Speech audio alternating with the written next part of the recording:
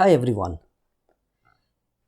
this is where we start with component diagram, and it is again a structural diagram which we will be covering here. Right now, this is the advanced section, and I have kept this in the advanced section. Now, while other UML diagrams which describe the functionality of a system, component diagrams are used to model the component that help make those functionalities. Okay, in this component diagram, what we will do, we will have a look what component diagram is, the symbols of the component diagram, and how to draw one. We may connect to a particular use case again, but before that you need to know what is a component diagram.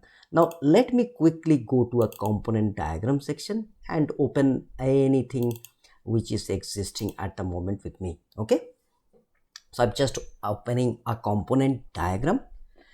Now, component diagrams are used to visualize the organization of a system components and the dependencies and relationship between them. Now, what does they provide? They provide a high level view of the component within the system.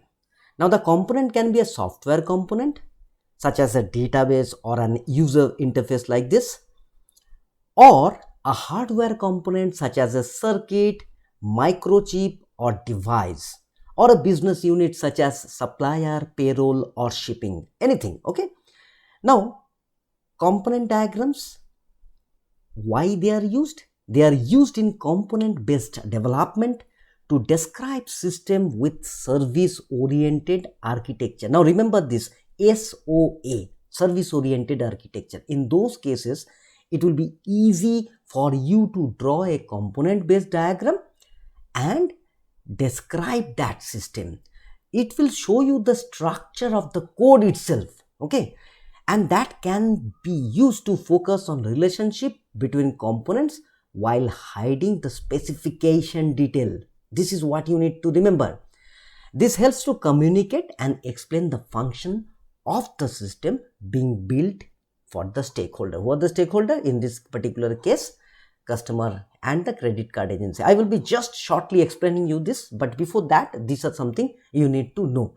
Now, what are the symbols? Now, symbols are key things you need to learn while you are drawing a component diagram.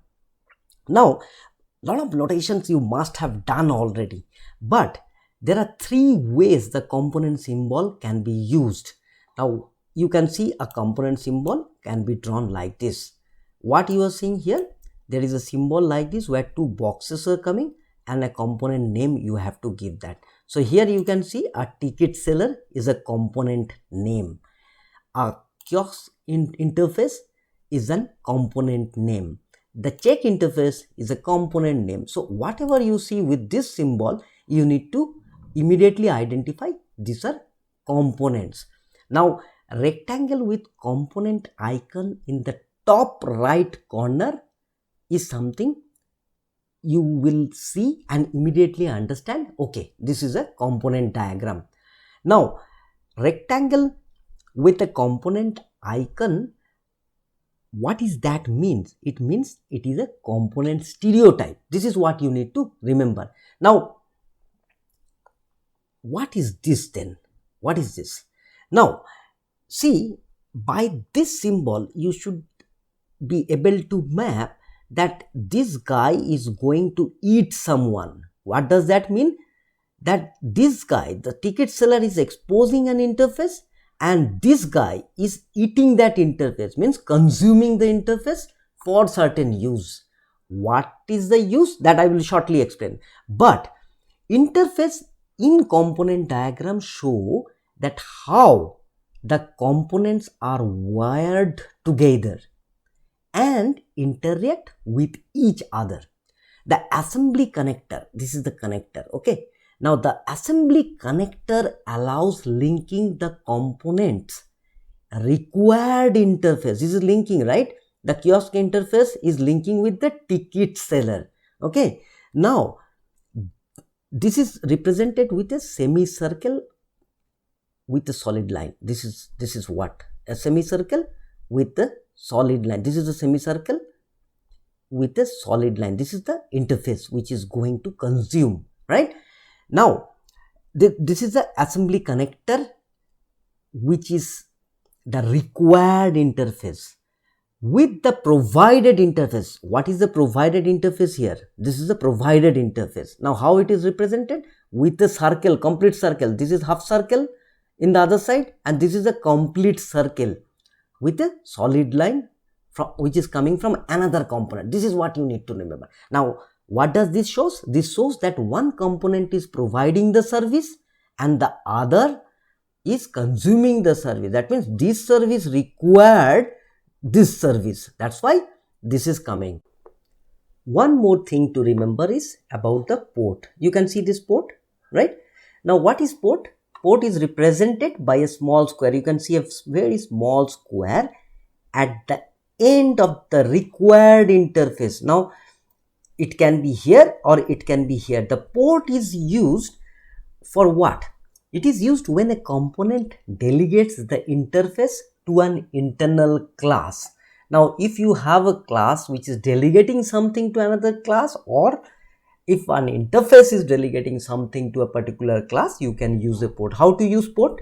You just need to drag this inside this, and that port will be working as a connecting. So it can be here, it can be anywhere between this, depending upon how this port is connecting to the other port. Now as I said you that this small square at the end of the required interface. Now if you are drawing an interface over here, if that interface is delegating something here, you can put that port over there like this, and then you can start connecting. So for example, for time being, if I consider that this component is giving something, you do an association and try to connect this to, just for a reference. Okay, you can do this way. Okay, the moment you do this, that means you are delegating certain thing. The component, this is coming from this particular class. Anyway, just for your understanding, I have drawn this port. Let me remove this port for time being now. So I guess you understood the port concept now. So I will delete this. Okay, so the other things are dependencies. You need to know what are the dependencies. Already you know dependency is nothing, but through this you are creating some dependencies. You can write what kind of dependency you are.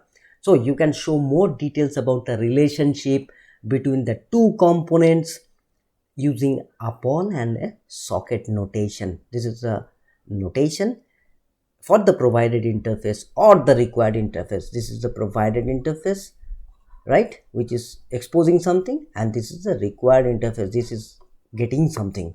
So you can use this kind of dependencies arrows.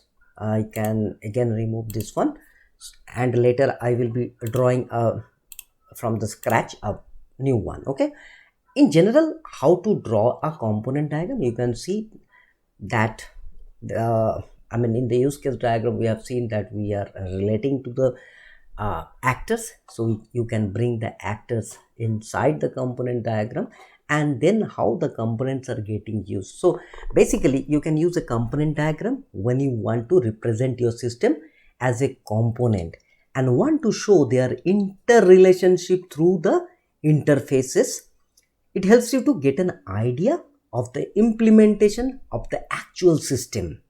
So it can have different steps to follow. We will definitely draw another diagram in the next section so that you get a hands-on feeling of the component diagram. But remember, you need to figure out the purpose of the diagram in the first step, and you need to identify all the artifacts what you are going to use to build the component diagram. In step 2, what you have to do, you have to again figure out the relationship between these diagrams, okay, or between the elements you have identified in the first step.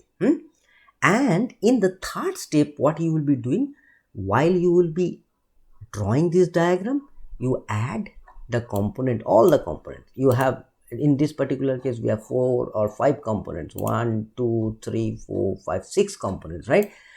And then I have just added for reference. But if you delete this one for time being, so that you know what all I have drawn here.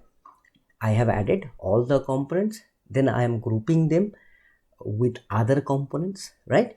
And in the last step, what I was doing is I was seeing that what interface is getting exposed, who is actually eating that particular interface, and how they are interacting to each other. Here in this case, the clerk interface, the clerk is using this particular component, which can be an UI component also, that is consumed by the individual cells and gone to the ticket seller.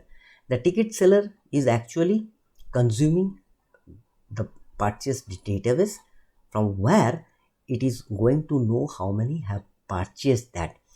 And in the same side, you can see a credit card charges component has been added, which can be another UI component or an external interface that has been added to the system.